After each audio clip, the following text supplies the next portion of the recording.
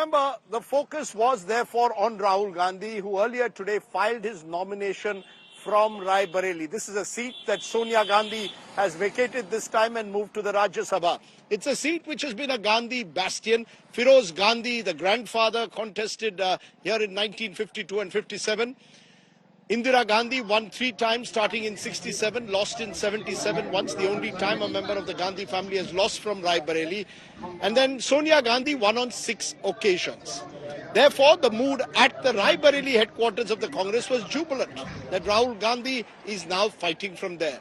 This is where I caught up with Pramod Tiwari, the Congress MP, and one of the few senior Congress leaders still enduring in this part of Uttar Pradesh. I asked him the big question. Why did Rahul Gandhi leave Amethi for Rai Bareli? Why is Priyanka Gandhi Vadra not contesting? Listen to what Pramod Tiwari had to say. Pramod ji, आप हमें बताइए, राहुल गांधी का फैसला कि राय बरेली से लड़ना और प्रियंका गांधी वाड्रा का फैसला कि वो चुनाव नहीं लड़ेगी, क्या संदेश दे रहा है? ये बीजेपी कह रही है कि राहुल गांधी अमेठी से भाग गए हैं। देखिए, बीजेपी पहले कह रही थी कि वो अमेठी रायबरेली उत्तर प्रदेश से भाग गए हैं, फिर धीरे से नीचे उतर के आए, उनका अपनी परंपरागत सीटों से भाग गए हैं, दोनों छोड़ दिया है। अब आज ये कह रहे हैं कि वो अमेठी से रायबरेली आ गए। उनको थोड़ा सा अगर सुन रहा हो कोई तो समझ जाए कि ये इंदिरा गांधी की सीट है,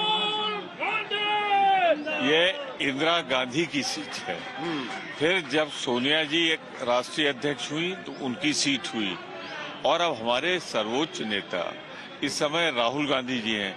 तो रायबरेली का नाता गांधी परिवार से, जब से गांधी परिवार आया, उसके पहले फिरोज गांधी जी होते रहे। नहीं, आप कह रहे हैं रायबरेली पारिवारिक सीट है। आपका कहना है कि रायबरेली एक तरह से गांधी फैमिली की ओरिजिनल पारिवारिक सीट है।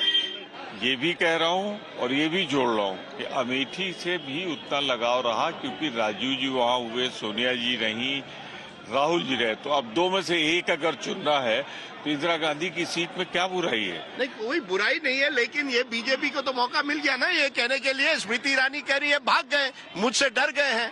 उनसे तो हर आदमी डर जाएगा, जैसी हैं वो अच्छा है, उससे मतलब नहीं। लेकिन उनको तो किशोरी लाल शर्मा ही हरा देंगे। कारण ये है कि किशोरी लाल शर्मा वहाँ एक एक कार्यकर्ता को 91 से जानते हैं।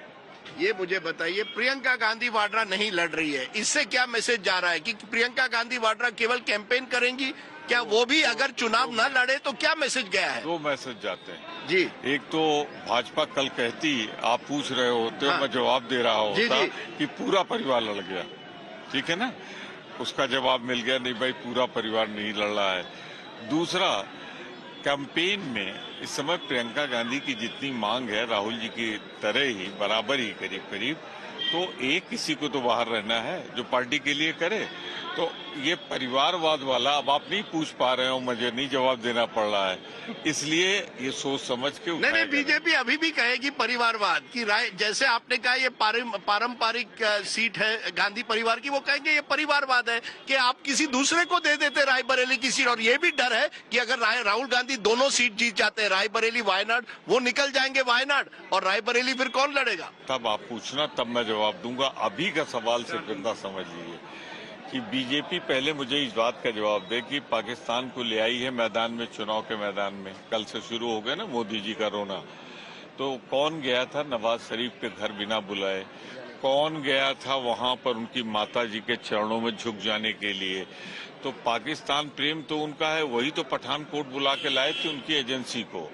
तो अब भारतीय जनता पार्टी का काम है 10 साल से सत्ता में है, वो जवाब दे। हमें नहीं जवाब देना है, हमें तो सवाल पूछना है। राय बरेली और